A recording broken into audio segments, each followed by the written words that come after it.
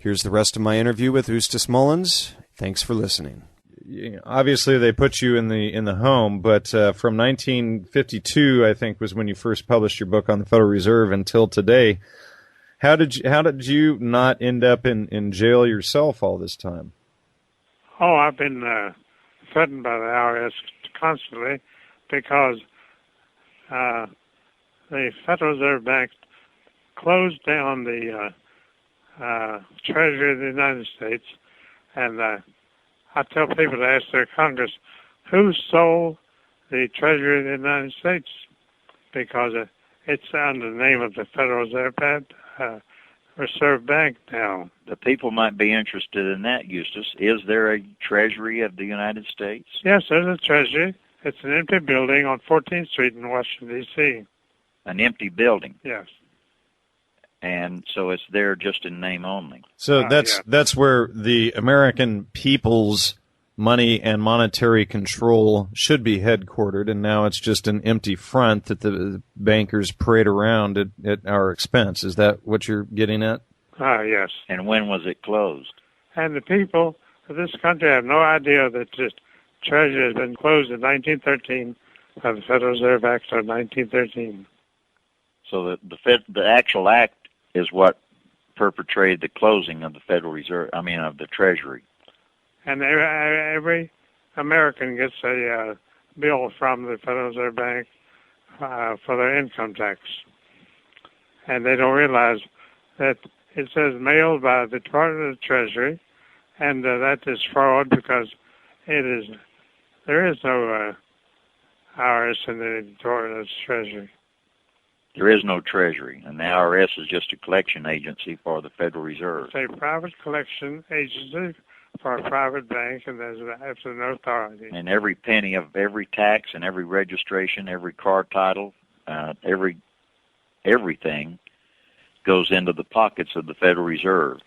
And they passed a law that all tax collection must be deposited in the Federal Reserve Bank within 24 hours. So what pays for all of our taxes and everything go to the debt to the Federal Reserve. Oh, yes.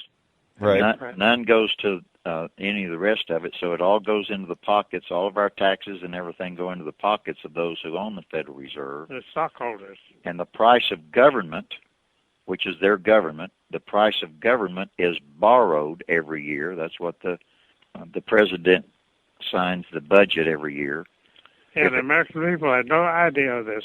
It has never been mentioned. If the president borrows $1 trillion for the debt, $1 trillion is printed, and none of the taxes go to the budget. And the Federal Reserve Act of 1913 states in plain language the Department of the Treasury is no longer the fiscal agent, the sole fiscal agent of the American people. All right, so when is this whole system supposed to collapse? When, in your opinion, do they have it scheduled to collapse? They can collapse at any time. But the printing presses and the Holocaust Museum, coincidentally, the Federal Reserve notes are printed in the Holocaust Museum on 14th Street in Washington, D.C. So the tourists come there and watch their supposed money being printed in the Bureau of Printing and Engraving at $2 a bill, and they're under contract with the Federal Reserve Bank to print the money. For $2 a bill. So for every one... I think it's up to $3 or $4 a bill at this present time. So for every dollar they print, they put on a $2 or $3 usury on top of it. Oh, yes. And the United States government pays the Federal Reserve Bank $100 for a $100 bill. There's no discount. The real usury is not interest. The real usury is inflation, so that they've inflated our money from the beginning. Well, yeah, of the day. Of course. 99% inflation. Because there's never enough money in society to pay the debt, and there's no money in society without the debt. They only print the money to use. They never print the money to pay the debt off. So the debt is never paid off. All of our taxes and everything only go to pay the interest. The interest. Well, now we can't even pay the interest, so they have to collapse it and start all over again. After I read Zarlenga's book, I realized what Kucinich was involved in, and I could also see what Ron Paul was involved in.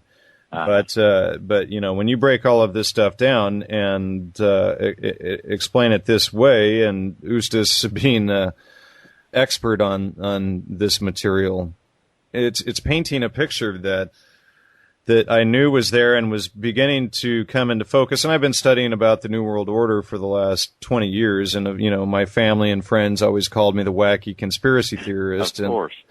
And they created that term theory, or they added that word theory.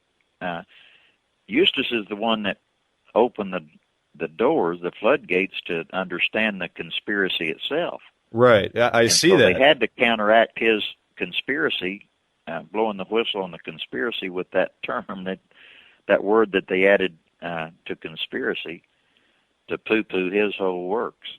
So Eustace is sort of the peak of the conspiracy mountain unraveling or unfolding, so to speak. Yes. Is that accurate? Right. Yes, it is.